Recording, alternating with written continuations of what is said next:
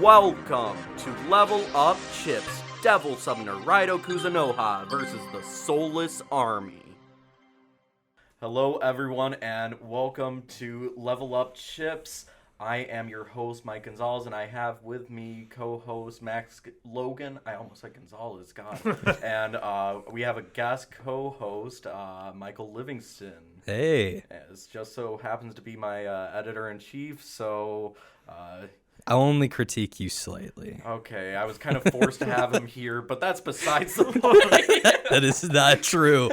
Not true for the record. Oh my gosh, yeah.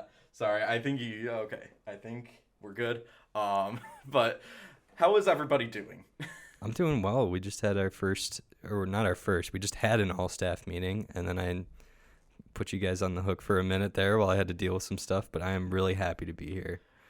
That we're totally fine with you leaving us, hanging for a little bit, because we're actually talking a little bit about some of the news that's been going on. Like yesterday, there was a lot that happened with Nintendo, and that's going to be probably our first thing that we talk about. But yeah, Max, definitely.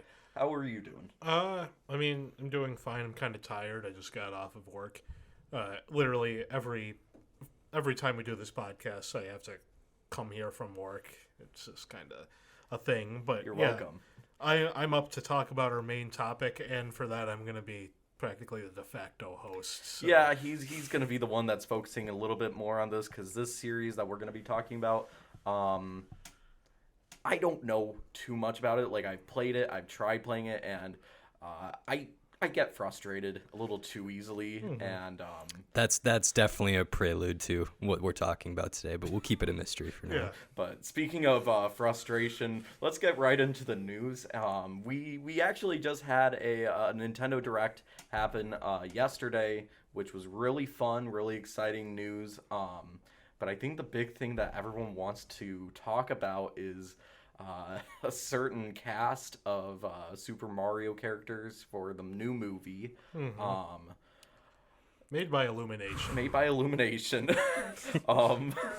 Do you guys watch Video Game Donkey? Yes. Did you see his reaction to that? I actually haven't. Oh my god, I've never seen him laugh that hard before in my life. No. It was so funny. Oh my gosh, I can't even comprehend what it would be like. I basically started coughing, like wheezing in a certain way when it got announced, because why don't I just first of all list everybody who's going to be involved in this? Please do. So the front runner Mario is going to be voiced by Chris Pratt. Yes. Star-Lord himself, and Andy from Parks and Rec. And then Luigi will be Charlie Day. You might know him from It's Always Sunny in Philadelphia. Yeah. And I think Max was talking about how he was like the purple guy in Monsters University. Yeah, everyone knows him as, Charlie from It's Always Sunny. But, right. That's just another thing he's done, because Mike was like, oh, well, I don't know any other parts he's done. I didn't know he actually did voice acting before this, so that was kind of wild. Okay, what else? Donkey Kong. This is the best. Seth Rogen. Yeah. Mario. Who made that decision? I don't know, because it has made some of the best memes, some of the best tweets where it's just, hey, Mario, don't take my bananas. Like, I can't comprehend what that is going to be like, and I'm scared to even think about it anymore. Yeah.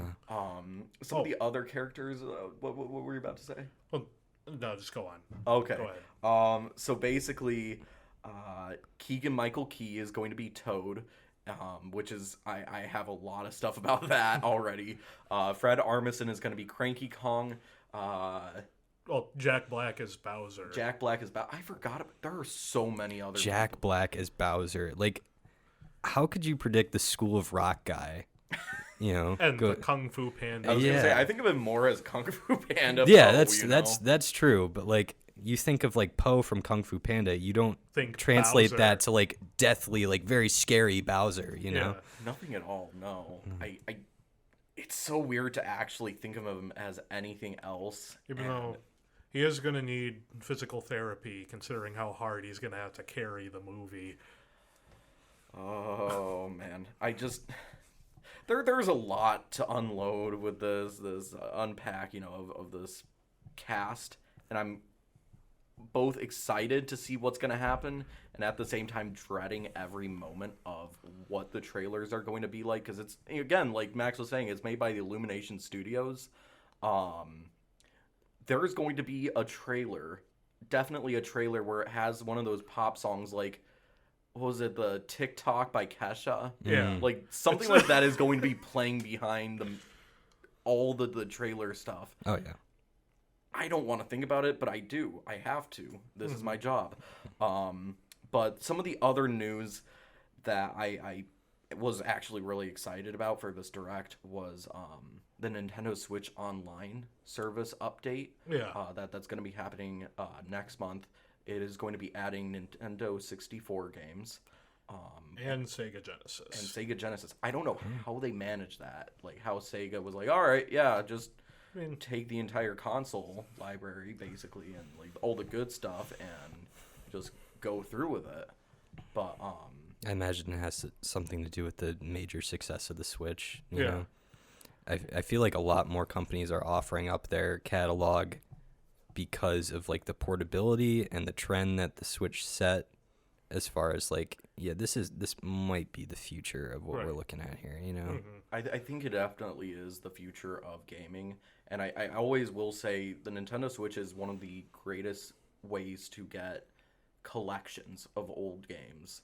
That's always been the biggest thing, because you get the Phoenix Wright games, you get the Castlevania games, Mega Man, almost all the collections that you can think of for some of these retro games. They're on the Switch. They're always on the Switch. It's portable, easy. It doesn't actually have to take like serious hardware, like strength or anything like that. So it's perfect for stuff like that. So I guess I could see Sega, but it's, I don't know, just a little bit weird to see it with that Nintendo Switch Online service logo just kind of taped onto it. Come a long way since, 30 years ago? Like 30 years ago, they would have definitely been killing each other if they looked at each other like dead in the eye. Oh, yeah. Sega does what Nintendo don't, I guess. Oh my gosh. Those were some good times. Blast even though processing. I technically wasn't around back then. But that's besides the point. I think that we should get into the topic, actually, because that's really the only news that we really had, because I would recommend watching that Direct. There is a whole lot to go for, and some of it is niche, some of it, I'm not sure how many people like really go into like some of the action adventure games like Bayonetta, stuff like that. Right. So I think that we're going to go into another niche topic, and does anybody want to say what the game we're going to be talking about? Like, we're going to be talking about Dark Souls. Yeah. My guilty pleasure. Either that or Soulsborne in general, but Dark Souls mainly. I'm going to be taking the back seat for this one, Yep. because I've done enough cussing and yelling when I'm playing these games, and these guys can actually finish the bosses. I'm just here cussing at my dead body. Yep. So take it away, guys. What do you guys want to talk about first? So Dark Souls, for those who don't know, which honestly it's kind of hard not to know what it is, at least vaguely. It's a action RPG type thing that's notoriously known to be difficult. You know, there's this whole trend of some people saying, oh, this is the Dark Souls of, like, you know, back in 2017 when the Crash Insane trilogy came out, somebody said it's the Dark Souls of 3D platformers. That started a whole thing, but that trend is absolutely ridiculous, by the way. It's actually really funny because Donkey just released a video talking about how almost all the reviews they do say it's like the Batman, you know. Yeah, it really makes you feel like Batman. It makes you feel like Batman. It's kind of like the Batman, like, gameplay, or it has the Dark Souls difficulty, and it's like, come on, don't just, Yeah, where's the originality? Don't be reductive. Right. Like, they have their own creativity. Don't just narrow it down to it's like Dark Souls, Yeah. something like that. But I mean, can I ask you, how'd you get the Dark Souls bug? Because everyone has a story with it. so I was watching. So I watch The Completionist, Yeah. and one of his videos is on Dark Souls 2. And I was like, oh, well, I just got like a PS3. This was back in like 2016. I got one secondhand from a friend. I was just like, oh, well, I could just get Dark Souls 2 and see what this is about. Right. I really liked it. And I was like, okay, I'll get Dark Souls 1 now. And that wasn't as good because on PS3 it's like horribly optimized. I just waited until I got a PS4 until I could get everything. So that's... Oh, yeah. Also, I bought Bloodborne. And I was like, Mom, Dad, you need to get me a PS4. Like, I have Bloodborne. I need to play it. Yeah. Well, for me, as a child, I was deprived of a lot of nice exclusive PlayStation games because I was an Xbox kid growing up. Yeah. Oh my gosh. I know. That's a guilty thing to admit, too, nowadays. Mhm. But I remember it was for free on the Xbox store one day, and I downloaded it. And I got my ass kicked by the skeletons. Was it the 360 Yeah. Xbox Gold? I got think that so. too. Yeah. It just appeared in everyone's thing, maybe. And I just was like, when Oh, did I that's get right. this? And I think at the same time, I was watching PewDiePie or something, and he was playing. Also yeah. a really ashamed thing to admit. But this is before everything. But yeah, he... For the bridge. Yeah, but this was a pretty defining moment because I opened that game, I walked right into the graveyard, I got my ass kicked by the skeletons, and then I put it down for 3 years and never touched it until Yeah. Dark Souls 3 came out, and then I played that and loved it. Yeah. I remember actually when I started, I was playing it with my one of my best friends back at home, and we just downloaded it on my 360. And I was like, all right, I've heard it's difficult. Let's see how it is. And usually it has a very non-linear Design, yeah. design and direction of Right. where to go. And honest to God, I mean, I was 13 something, 14 maybe at the time, and I remember thinking that the game might be broken or something like that, so much that there was just no way to actually get to Where you're needed to. supposed to be. Yeah. And I just thought, this game sucks, I'm going home or something like that. I just That was, uninstalled. that's the cruel part about Dark Souls 1. You literally spawn into Firelink Shrine, and the place you're supposed to be is behind you. Right. Like, you look forward, you're like, oh, I'm supposed to go down those stairs. No, you go you end up in a valley full of dragons that Yeah. can, breathe lightning on you. I know, but that opens up a conversation to level design because, oh my God, this game kicks your ass, but it is so beautiful to look at. Yeah, exactly. Like, the first one in particular, how it links together. Like, you can see, for example, down from Blighttown, at the pretty much bottom of the world, you can see,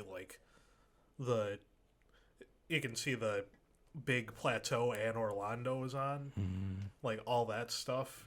It's all rendered in at once. So there's, no breaks. Unless it's somewhere special, like the DLC, but that's beside the point. I was going to say, DLC will always be like that. Yeah. It's just incredible. Yeah, when I first discovered how the map interconnects and stuff, I think that might have been the clicking point Yeah. where I was like, okay. But I like it. Yeah, but keep in mind, my actually first Dark Souls experience was with Dark Souls 3. I got it right when it came out because there was a knight on the cover, and I was really into fantasy at the time. I was that was peak Tolkien phase, peak Yeah. Skyrim phase, Gotcha. everything like that. So I was like, knight on the cover, I'm gonna try this out. And then I realized, oh, this is the sequel to that game that kicked my ass 3 years ago, but I'm gonna give it a shot. And I don't know. Would you say 3 is the easiest? I don't know. I think I'd say 2 is the easiest, but 3 is it's kind of weird. It's very approachable. Yeah, I mean, the bosses are really difficult, but some of the other stuff can be circumvented a bit easier because you're a bit faster than usual, and Yeah. you have more mobility and stuff. Right. That's where my brother is. He's the Dark Souls nut in my family. And he loves Bloodborne, Dark Souls, all that stuff. He finished Sekiro maybe 3 times now. I mean, he loves the series. And 3 was actually where he did, start off with. I think that's the only Dark Souls game, though, that he likes, just because he likes the fast-paced action. Yeah, when it comes to, like, Sekiro, that's where he's like, okay, I love this, but when it comes to, like, 1 and 2 Dark Souls, it doesn't click with him. Not as much. 3 was developed alongside Bloodborne, so they both kind of leaked into each other. Like, there's a whole subset of enemies in 3 that I would consider Bloodborne rejects. They're just, like, super fast. And you just have to, like, respect, or else they'll just murder you in seconds. Faster than most Dark Souls enemies. Right.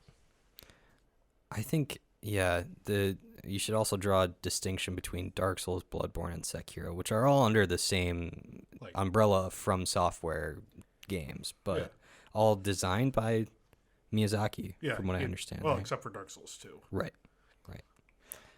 I feel like that explains a lot. Yeah, it's way different. It's like, I don't know. It's kind of weird. Like, Isn't that like your least favorite one? Yeah, it's my least favorite one. Especially the part in the beginning where they're like, oh, yes, you're going to die a lot. And I don't want to be told that I'm going to have a hard time with this game. The other ones are like, oh, well, you got to fight these, like, big dudes. Go do that. Right. Yeah, I'm on that same train. I'm not the biggest fan of 2. It's a kind of an experience on its own. But, yeah, it definitely sort of fell out of the trend that they were building up to. And it wasn't the best sequel, but still had a decent time playing it. I like how unique it is. But I do not like the mobility in that game at all. I do not like how heavy you feel throughout it, and how slow you move, and how when you drink the Estus flask, it takes like 10 minutes. And Unless it's like, you, invest into adaptability, then There's a lot to it. There is a lot to it, and that's where I kind of fall out, where I hear Max, he's my roommate, so whenever he talks about, like, Demon Souls, Dark Souls, any of that stuff, and he's like, oh, you got to do this, my brain just shuts off immediately. It's one of those, like, malfunction overloads, and it just hard shut down. I'm like, oh, no, I what did you don't say? Get it? Didn't hear you for the past, like, 10 minutes. Well, that's fine, because we can nerd out. So what's your preferred build? Oh, my preferred build. Oh, yes, please. I bet this is the one time someone asked you that question. Yeah. It's hard to, I don't know, like, I kind of like to go for paladins, strength, faith type stuff. Okay. So I can actually have more healing than Estus if I really need it. And also I can use, like, some of the cooler weapons that don't make me feel like a weeb. Yeah. When I first played, I tried to go for the Pyromancer build because at the time I was really into Game Grumps, and I think that's the build that they put together.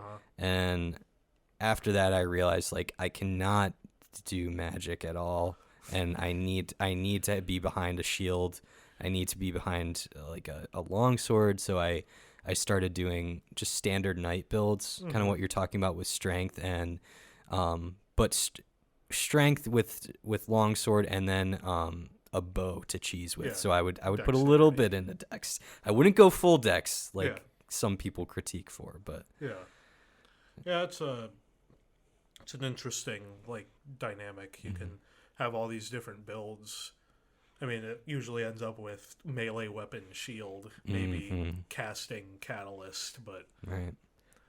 And that is why one of my favorite Souls-like games is Demon Souls, because that one's the easiest one to cheese, I think. Yeah, the AI is the most dated. Yeah. Like, and not to mention some of the magic and everything. It's really easy to cheese with it. Yeah, like a few...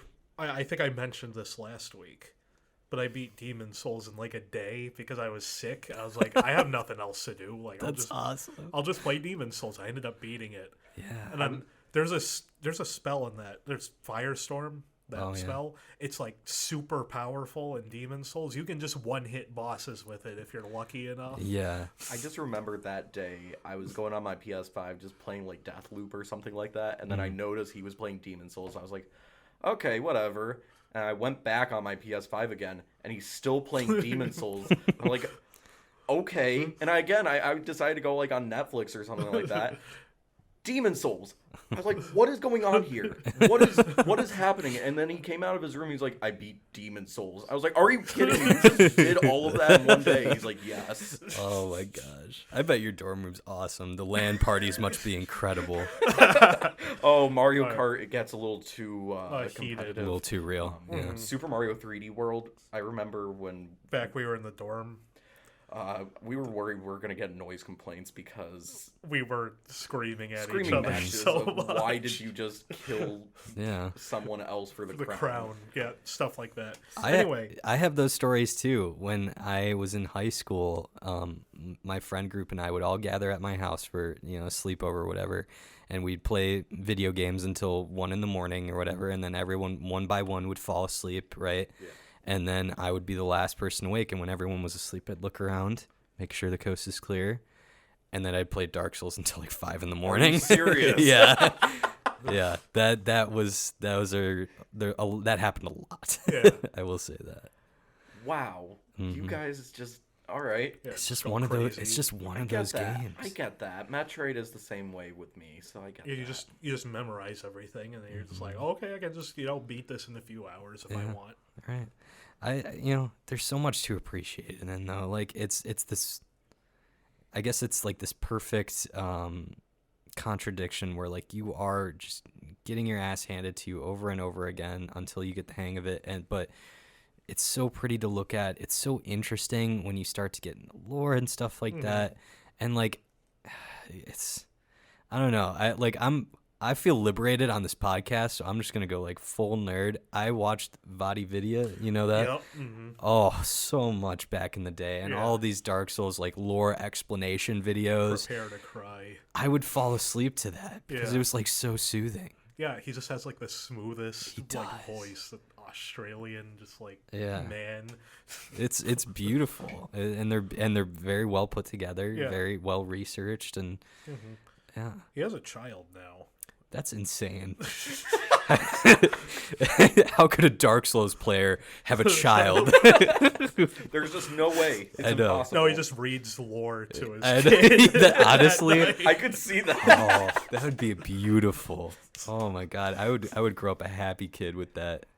I think that would be like the most confident child because they do not fear anything after hearing all that lore. It's all horror stories, especially Bloodborne. Oh my god.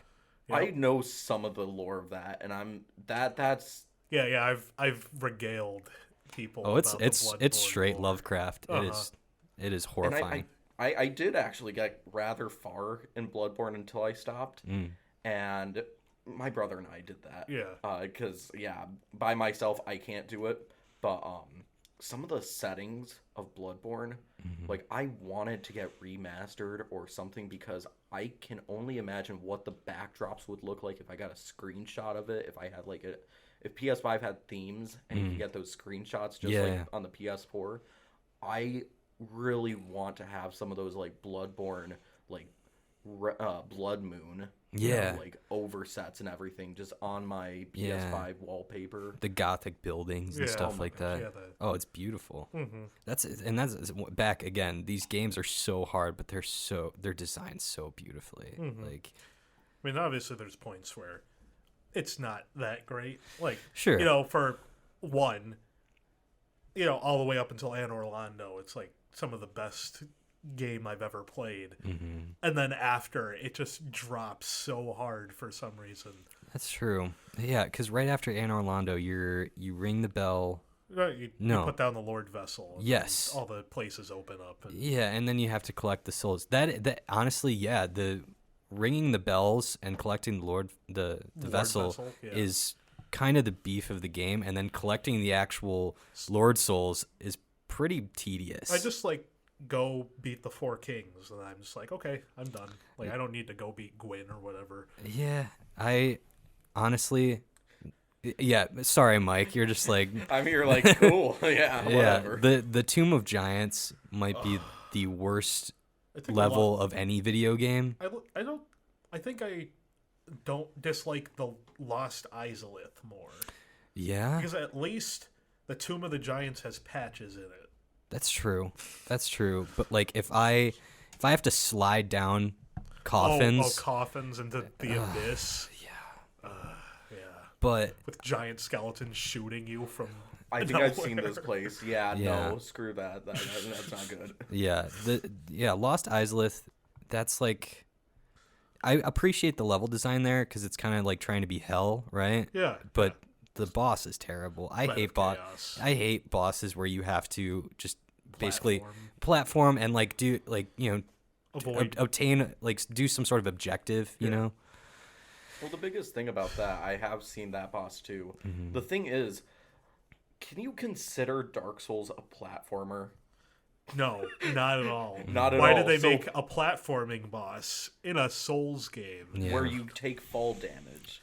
No, you That's- don't take fall damage in this fight. It just takes its giant tree arms and sweeps you into its holes, and you die instantly. Oh yeah, it's Okay, no, instant never death. mind. That's even Oh, even it's worse. awful. Oh my gosh. And not to mention, in order to jump in any Souls game, it's like a whole process. You either have have to to get a run running up, start, yeah. you have to like hit a button twice, like exactly time it right. It's horrible. Like I don't know whose idea that was, but I don't know. Dark Souls sounds just- a little bit like Crash Bandicoot to me right now. Mm. They just okay. I think they actually ran out of time, and they had to like slap something together. They actually, From Software, publicly apologized for the Bed of Chaos that's fight. crazy. I can't believe that.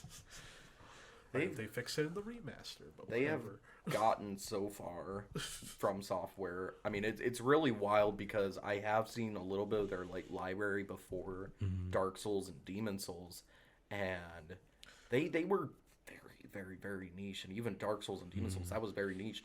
It's wild to think that it is one of those games where You mention it, and it has like a reputation. and it's Yeah. it's showcase. You know, like it's a launch title now for like PS5. That is wild to think that is now a big thing. that they advertise a lot. Right.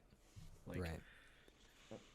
crazy Yeah. times. There's YouTube channels just dedicated to covering every From Software game. Like I don't know if you've seen, there's this the Elden Ring updates. Elden Ring is the yeah. next From Software game. Yeah. There's an account dedicated to daily postings like, do we have any new news yeah. about Elden Ring? Like someone dedicated their life to doing that, and they're on day like maybe 500 right now. It's Yeah. crazy. They're just there's something similar to that. Relevant to our previous topic, the Nintendo Direct. There was this joke Twitter account about, is there Bayonetta news today? And up until yesterday, it was like, oh, there is no news. It was the same image every single day. Yeah. And yesterday, it was, there is news. Wow. Everyone was freaking out. That's insane. I love accounts like that. People that they dedicate their lives so hard to these games. Oh my gosh, with Metroid Dread, when it got announced, there was immediately a gimmick account about counting down when it comes out. Like I used to follow that until Nintendo started to get a little too spoilery with their trailers, and I was like, okay, I can't You look can't at do this Twitter anymore. Yeah. It's wild to see all those gimmick accounts. Like there are so many people who love these games Yeah. and dedicate it a lot more than whatever we could do. Yeah. Yeah. Well, since I have another Dark Souls expert in here, I am just starting like my first real playthrough of Bloodborne. I have been able to play it like when my friends bring over PS4s and stuff like that, but now I live with someone who owns a PS4 that said they would let me, do Play a it. full playthrough. Yeah. And I'm really excited about it. What is your best advice going into that? I don't know. So, have you started it yet? I have, yes. I am like probably halfway to Cleric Beast. Okay. So what I recommend you do, I recommend you pretty much just pump points into vitality and skill, Okay. because vitality, of course, increases your health. Get your endurance up to like 15 or 20, because you don't really need that much. And then your skill increases your visceral attack damage. Oh, good. So you'll be able, if you know how to gun parry well, then you'll be able to do like really big numbers later in the game. Okay.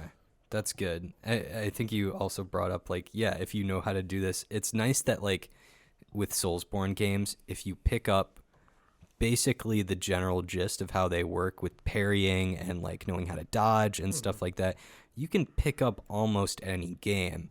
I think the one exception with that is Sekiro. Yeah. That is one of my favorites. That Yeah. I love that one. I need to get better at it, Mm-hmm. but I love that game to death. I love the setting. I love the characters, the design of the world, everything about it. Yeah. It's the most linear of them all, but it still has some echoes. Would you say it's the most linear?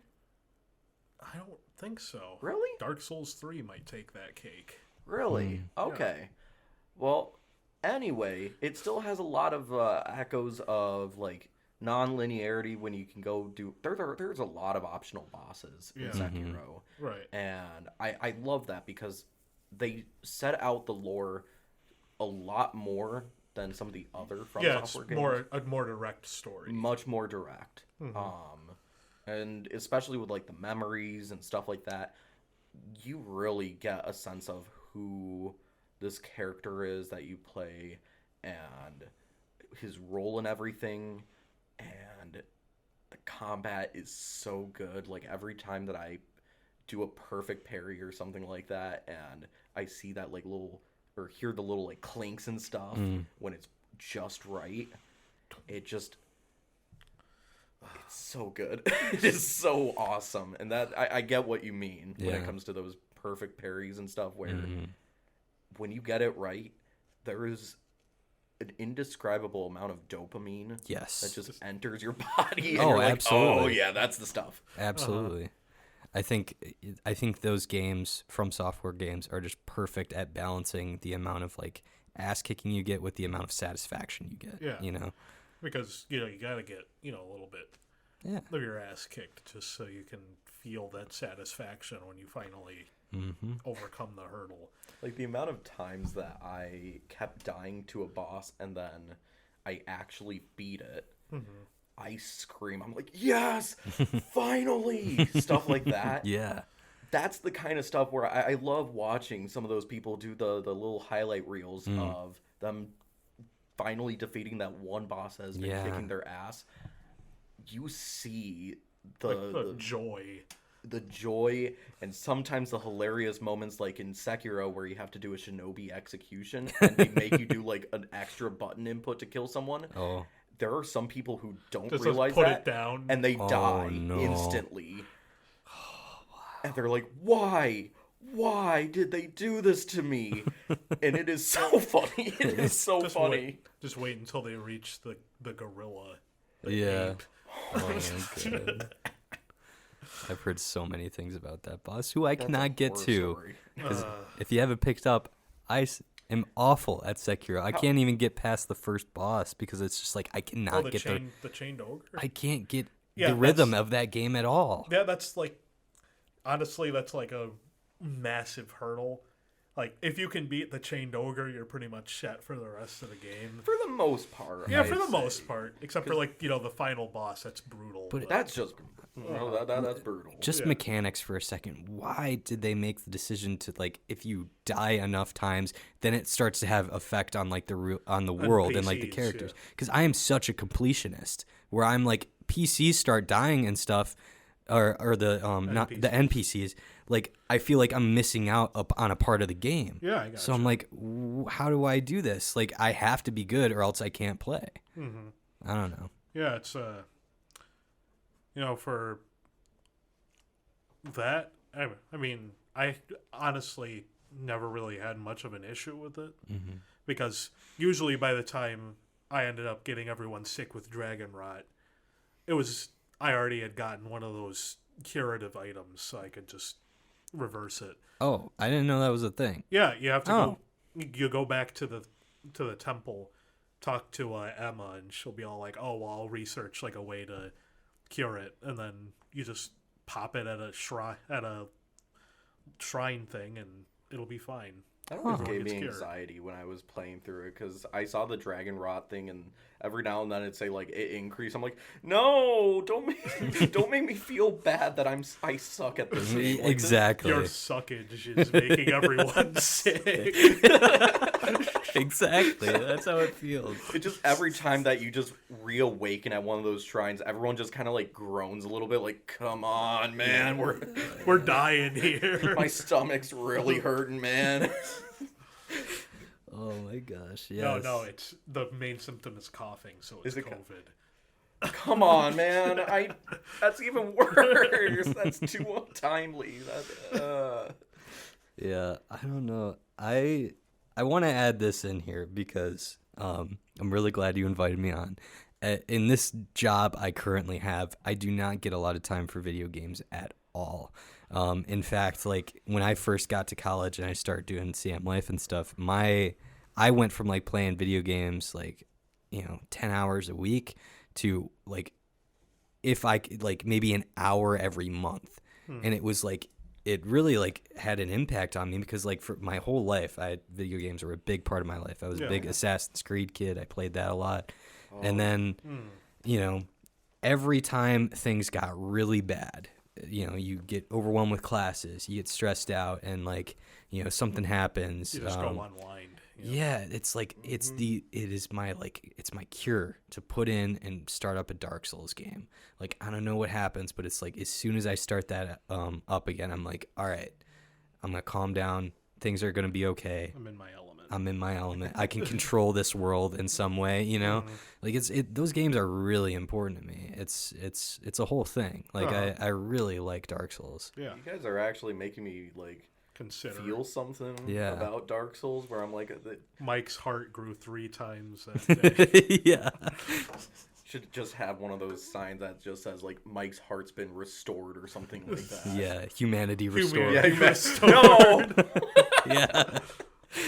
You should play it. Like give I it know. another try.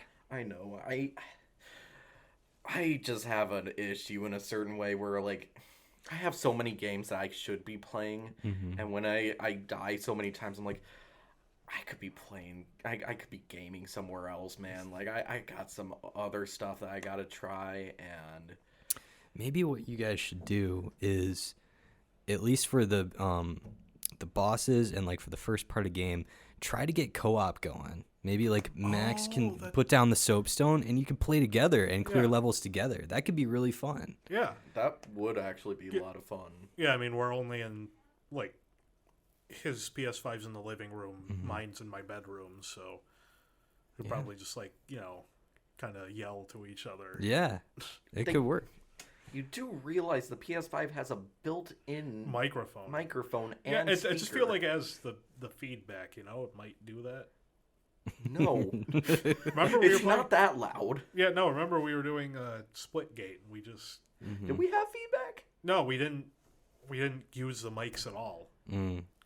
Oh, that's right. That was fun though. Yeah. So there's another person on CM Life that's our roommate Nate Yeah, Pappas. right. And he sometimes talks about how hilarious it is listening to us play some games because sometimes we'll just be in like full like type of mode where we're just going crazy. I call it gorilla mode. I'll start making like monkey noises. Yeah, literally every now and then he'll do like a headshot and split game. We're like, Seth Rogen's Donkey Kong. That's what it'll be like. Yeah, that's awesome. You had to bring that up. I know. Right? You got a callback. That's what Callback, it's all it's about. perfect. Yeah.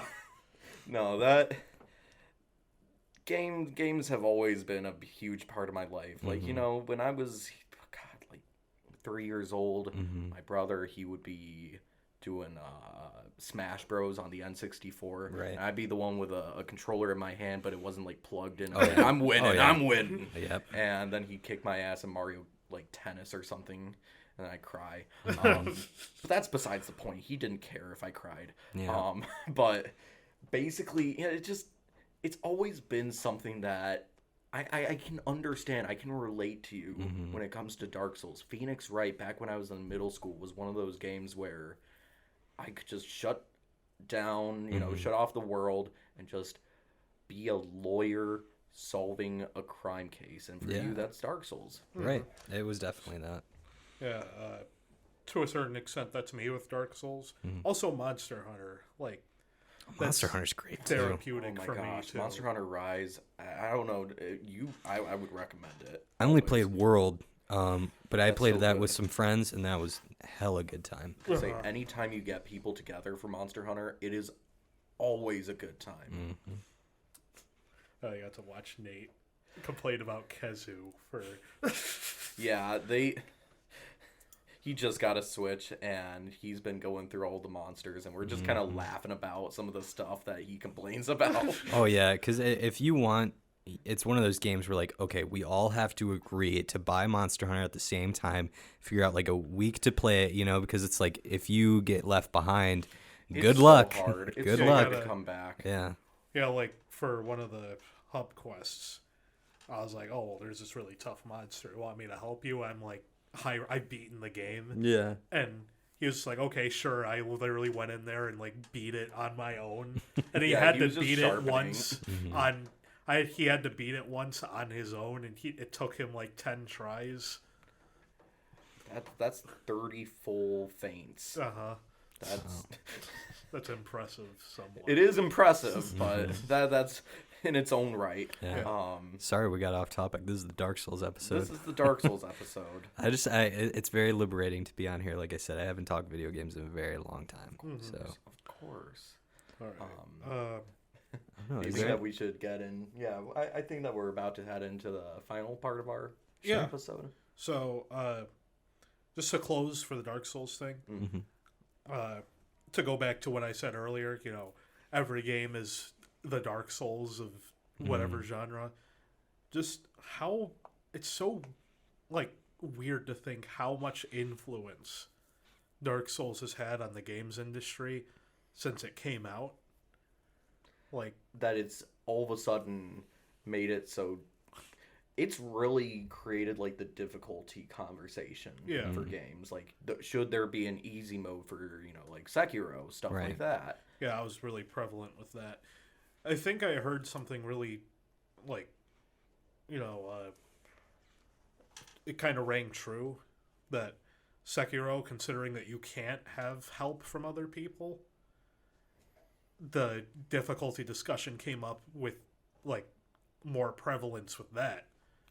Because, you can't summon online co-op help or whatever. I think that with a single-player game, I know that, it's always the direction of the developer, like, hey, I want it to be difficult. Right. But, again, it was always the discussion of, disabled gamers, stuff like that, where they might not be able to keep up with what the developer wants. And in a certain way, it's a single-player game. What harm could a difficulty mode do? Yeah, exactly. Sure. That's my take. Yeah, I don't really know where I stand on that, because I'm also of the opinion that games are art for sure. And you wouldn't ask an artist to paint something without do the same painting but without color for a colorblind person, right? I mean, maybe that discussion can be opened up, but at the same time, I think, when it's their art, they want to do it in a certain way, and if mechanics are part of that. So difficulty, I think, is just part of the artistic statement. I understand that. Yeah. Another stroke of the painting. Yeah. It could be definitely a topic for discussion, though. Oh, definitely. And I think that was a very profound, opinion. Take on it. Yeah. Besides, get good. Yeah, right. That always gets really tiring when I hear that. Oh, It's yeah. like, come on. I'm trying. Yeah, we didn't talk about the Dark Souls community as a whole, though. That's a whole other episode. That's but another one. Yeah. if Gaming communities in general. Sure. Animal Crossing, yeah. Yeah, maybe if you if you do take something away from this episode, do not pay attention to the Dark Souls community. Just go in with an open mind. Just ignore everything you've heard and start also, fresh. Make sure you. I don't know if that's possible, but on PC, try to get like some sort of anti-cheat because there's no they didn't put in any of it, so they're just hackers everywhere. Yeah. They'll like Forgot about walk that. up to you, hit you, and you're cursed, and you die instantly. Yeah. Okay. Yeah. That's a good way to end. These are great games. Just, with anything, like, all the great things, you got to ignore the fan base, right? Again, and I think that for you guys, it's definitely a 10 out of 10 game. And again, like you said before, it does have its problems. And I think I think this is always a good thing to talk about when it comes to those 10 out of 10 perfect games that you consider. It doesn't have to be absolutely perfect. There doesn't, it can have flaws. It can have areas where there are hiccups. Yeah. It doesn't matter. Right. Like Metroid Prime. I know a lot of people have problems with it. I know people have problems with the original Resident Evil, remake game for the GameCube. I think those are perfect games. Right. Yeah. But they definitely have their own problems. And I think that people should understand it doesn't have to be Absolutely perfect. perfect in every facet. The education system. Yes. But anyway. Anything below a 7 out of 10 is garbage, Yeah. apparently. That used to be me. That used to be me as a kid. Being like, if it isn't 7 out of 10, it ain't good. Yeah. And yeah. That's a whole other other discussion. topic. But let's get into the final part where we do a random game every week. Basically, we get a little picker wheel and basically just go around and see what they choose. And we got Sekiro. Oh, Die wow. Twice. Yeah, Very fitting. Yeah, we talked about it just a little. I mean, honestly, for the wheel, we did more Souls-likes and stuff, just to kind of fit in the topic. But yeah, so we already talked about it earlier, but I mean, honestly, my opinion on it is that it's an excellent game. It is a fantastic game. Yeah, it has a pristine combat system. Almost all of the bosses are like superb. The worst one is like middling in terms of the Soulsborne franchise. There is not that much wrong with the game, and Yeah. I get why it got 2019 Game of the Year. Vin Diesel saying Sekiro, Shadows Die Twice. And that it made my heart just grow a little bit. It made me happy. Yeah. For Kojima me, must have been it's mad. too hard. But if y'all want to come over and show me how to play it, I would be honored. I was gonna say Max is the greatest master at these games. Yeah, so. they added a boss rematch mode. Ooh. And I'll sometimes just be like, oh, I want to fight the final boss again. He does that regularly. And I just beat it. I'm like, okay, cool, that was fun. Just to promote how good the game is, can you explain the first time you fought the final boss in Sekiro? What are you talking about? Do you remember when you were going absolutely like feral during it? Oh no, No? I don't remember. I thought you were telling me that you had like heart Oh palpitations. yeah, that was Bloodborne. Was that okay? It was Bloodborne. That was the first DLC boss. Oh, boss. Orphan That of was Kos? Ludwig. That was Oh. Ludwig. Oh, okay. Yeah, that's a story. I was like playing Bloodborne, right? And I had like a +6 saw spear. This is like way under equipped for Ludwig. He's like a really hard boss. And I somehow beat it in one try without I used up all my blood vials. And by the end I felt like I was about to have a heart attack, but that's He was telling me, he was like, just freaking out while he was playing. Gorilla it. mode was activated. Yes. Like, he was just going insane, I guess. And I always love hearing that story because that's always what I think about when I'm playing through a Dark Souls game. Like, Yeah, no. For Sekiro, the final boss in the normal format is 4 phases. It's 2 separate bosses with 4 different death blow counters. And it's so insane. yeah, like you beat the first one. You're like, oh, okay, that was easy. And then the second one shows up. It has 3. And you're like, Oh, no, no, please. It's a great game where, yeah, it does have... It's really neat because with like the boss counter and everything, it's not just one single bar and that's it. There might be stages where it is a very, very long health like line and stuff that you just have to keep depleting until all those little counters are gone, and you do that shinobi execution. It always satisfies you when you actually finish a boss, because usually those shinobi executions are great. They are absolutely insane. The animation is always just out of this world. And I mean, it's all around just a great time, especially with the characters, some of the Japanese lore and like ideas and stuff. It's so neat. It's one of those games where I just look at it, I'm like, it's so cool. Yeah, and going back to what you're saying about like the shinobi executions, like that's what we're saying about like From Software games. Just somehow they have an understanding of how people's brains work, where it's like they will give you just the right amount of punishment and then reward you at just the right time. Yeah, it just gives you like a rush. Like, and also, despite the fact that this game works best with the Japanese dub because set in Japan, right?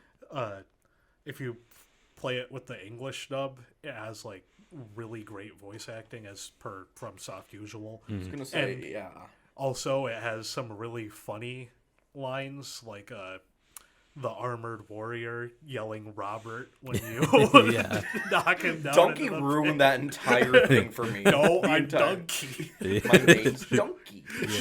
That just killed it for me. Yeah. Like, it is a sad thing when you actually look at the lore. God. Yeah, no, that Robert is that guy's son, and he's been looking for him for like, years. That's just sad. That is so sad. And Donkey just ruined that entire moment. Like, I can't imagine what From Software feels after seeing, like all right, moments ruined.